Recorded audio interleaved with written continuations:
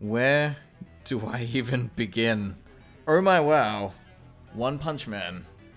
Oh my wow. Good hello to you. My name's Colin, this is Onion Skin, and welcome to Read Between the Frames. If you have never before seen One Punch Man, you really do owe it to yourself to check it out. I don't think I'll ever need reference material again. There's just so much quality content here, and what really tops it all off is that it's all for the sake of a joke. It's just taking a stab at all the anime tropes. Its artwork and its movement is that good because it's funny. If you're new to the show, its premise is very simple. Consider those debates that often go around about who would win in a fight out of, say, Superman or Goku. And people often get quite heated and really into those sorts of discussions, but take a step back and remember, it's all make-believe. It's just pretend. Someone made up those characters. We could just come up with a new character right now that could defeat both of them, no worries. In fact, why not just do that? This is, Captain Stronger Than Everyone Man. Stronger Than Everyone. Say hello, Stronger Than Everyone Man. Hello there, I am Captain Stronger Than Anyone Man. That's pretty well exactly what the premise of One Punch Man is. A character who can defeat any opponent in a single punch. No exceptions. Many of the episodes are demonstrating just how no exceptions that rule is. This is a story where he's having a friendly sparring match with his mate Genos. In any other show, he's sort of your stereotypical anime protagonist. Handsman brooding with lots of slow panning close-up shots while he monologues about things. Also, extremely powerful. So they need to show how impossibly strong Genos is in order to show how infinitely strong One Punch Man is. This is the scene we're going to be tearing apart today, and it is one of the most full-on fight scenes I have ever seen. It puts even Goku vs. Frieza to shame. And trying to tear it apart, trying to figure out what tricks or certain things that they used in order to pull this off. Man, I'm really struggling. It just is what it is. Every frame is a fresh drawing. There doesn't appear to be any asset reuse, looping, relying too much on generated effects. Not that any of those things are a bad thing, but I'm just trying to understand how on earth they pulled off something as detailed as this when working with the schedule and budget of any sort of television production. Those things have limits. You gotta do something to make it plausible. But not only did these guys just go all out, but they somehow managed to dial it to 11 and go beyond what should have been possible. Now this spin is quite remarkable. There's a lot, there is a lot of spinning happening here. But check out how they do it. I have no idea how they would have pulled this off. But pretty well every frame would make a poster. Look at this where it zooms right in on his face. That's incredible detail. It looks like a still. And what I think is even harder about pulling off a piece of animation like this is you can't really tell until it's in full motion that it works. The impact doesn't hit nearly as hard when it's in frame by frame, particularly a point like this. See, it swings into his body and then suddenly the next drawing is all the way out here. He's done almost a complete rotation and is charging up for the next shot. Is this a shot change? Going frame by frame, it's just a shot change, but playing it at full speed, it's completely smooth. It's a single aggregated piece somehow. How do they do that? How does that make sense? If there's anything formulaic I can pick up, it is simply that level of pacing where things are fast, then it suddenly drops into something super slow, and then speeds back up again, which increases as much impact as possible. Look how fast this frame goes past. Boop, boop, like that, okay? The detail on that shoulder. You see what I mean? There is so much care. How long did this scene take to do? I can't believe that it's all just building for the sake of a punchline. Here's a great moment of the speed up slow down. There's a great smear frame that spreads right across the whole screen, whereas the immediate next moment is a full 25 frames, all in singles. Check out also how it goes from the background of clouds into speed lines quite smoothly here. Sort of just fades in, and then they bring in rocks with a smear frame. All streaky and stuff on the same one where his leg is going super fast. So the camera is thrown through again into another set piece as these rocks slowly move about across those 25 drawings. The speed up and slow down can even be seen taking place on these wide shots. Moving slowly, suddenly fast, slowly again, and then taking off. Slow, fast, slow, fast. I think a lot of the impact of this scene comes from going the extra mile where they didn't necessarily need to. This impact into the ground is a fantastic example of it. It explodes into the ground 4 times. This kick and impact, that would have been enough. A frame of an initial crack with a huge long ankle smear. The cracks move across the whole screen and dip inwards like this. This is probably where I would have left it. But then it continues to dip all the way in and then explodes smoke out the top of the middle. So it's not just cracked the ground, he's just decimated the thing. Filling the screen with smoke allows it a clean transition into a different angle, where it follows on from what we saw with the pillar of smoke going into the air, and several elements added in just to make it as hardcore as you can. There's shockwaves, there's lightning, there's floating rocks, as the outer perimeter of the crater was tilting upwards, as we saw in the previous shot. It now reaches its conclusion. Genos fires a beam here, and this is really cool for the opposite reason.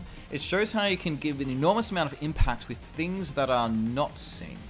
This is talked about briefly in a video I did a little while ago about a stick figure shooting like a Dragon Ball Z style beam, that if a blast like this was gradually built up and it felt very smooth, then it lessens the impact quite considerably. So what we're given in this scene is a number of lens flares flashing in all sorts of different ways. Notice how it grows inwards to its maximum size, this one, by having this sort of reverse shockwave lens flare thing. That's replaced with the biggest flare yet. This gives the impression of charging up.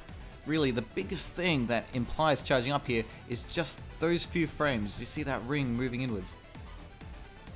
You see it's effective, because by the next shot, the blast itself has pretty well already started. Rather than showing the beam taking off, it's simply the notion of the smoke being washed away in a radial fashion. The shot's finished off with, again, that little bit of extra dialed to 11-ness. Look at his left foot.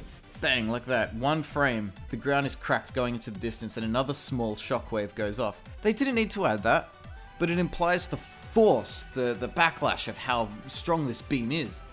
I'd like to point out that in a lot of these shots, the rocks, as they fly past the screen, there's two things. Their timing is extremely deliberate. Notice these ones as they streak past very quickly as the beam encompasses the whole screen. The second is that they are silhouetted and they are blurred out. This ensures that they're not the focus of the shot. They can enhance its ness without being overpowering or distracting in any kind of way. You can see this taking place in several locations around the scene. This blast is probably one of the most full-on in the scene. It's probably worth pointing out Saida's speed and what his smear frames look like. Check that out. The last one as he lands has a bit of blur still to the cape, but he's literally only there for that one drawing before he zips back off out the top of the screen before the beam hits. So you really don't need that much time or even that many frames to process what's happening, provided you're clever about how you direct the audience to be looking at the right thing at the right time. And this beam and blast is just an incredible piece of reference material, I think. We're given a proper visual of the rock essentially melting and it disintegrates into the fire. There's so many different ways they could have done this. I've never seen it quite like that before. It's remarkable, isn't it? This is a good point as well to talk about how the camera in this scene is quite literally a third character. We are riding this like a roller coaster along with these two guys. The timing of zooms, angle swings, and of course its quake is vital to the pacing and keeping it as high as possible. Check out this shot here, for example, when he zips off very suddenly to the left. The camera tries to keep up but can't quite do it. This enters us into the second main phase of the fight. We were given a very brief cooldown period after he explodes the wall and then starts to charge up for his next assault. It's important to have these moments. If it's constant action, eventually the audience will probably disengage. They'll get a bit lost trying to follow the action. This keeps some emotional value intact, particularly showing a movement like this of Genos getting, somewhat physically exhausted with his efforts and trying to regain that energy by sucking up lava through the ground or something. So how do they make this scene even more impactful than the last one? This time the camera plays an even bigger role than it did before. The characters are now moving so fast with so much power that we physically cannot keep up at all. The camera stays almost rooted to a position and is just pivoting around trying to follow along. Consider again the initial spin from the beginning, where in amongst it the camera is with Genos, following his every move right up in close to him. But now they've powered up to the point where the camera pretty well has just noped right out of there. They've now become so powerful even for us viewers to be able to comprehend what they seem to be doing, leaving it with just crazy streaks of smoke. I mean, look at this bit. The camera is literally panning against the ground with streaky lines and some shadows going past. This is what we see of the characters, yeah? It works, because they've paced it correctly. If it had launched right into this from the very start, we'd just be following blurs. But we've been given enough to have the characters have naturally built their power to this point that it seems somewhat believable. Seriously, throughout all of this movement, we're not given a clear look at them at all. But we're still able to follow what's happening. When we do, just for a moment, the drawings have now become completely distorted. It is pushed beyond what is capable at a frame-by-frame level. It seems to have a bit more of a traditional charcoal texture brush thrown onto it as well that gives it a real nice touch. It brings an end to the second wave of action and into our second wave of cooldown. This one is significantly longer. This shot looking for Saitama running on the ground goes for a while, a real while. But it's enough to rebuild the audience's anticipation for what's going to happen next. But we are approaching a climax. It can't really go for too much longer. I mean, it probably could, but for visual storytelling's sake, it may be a better idea to think about ending with a bang.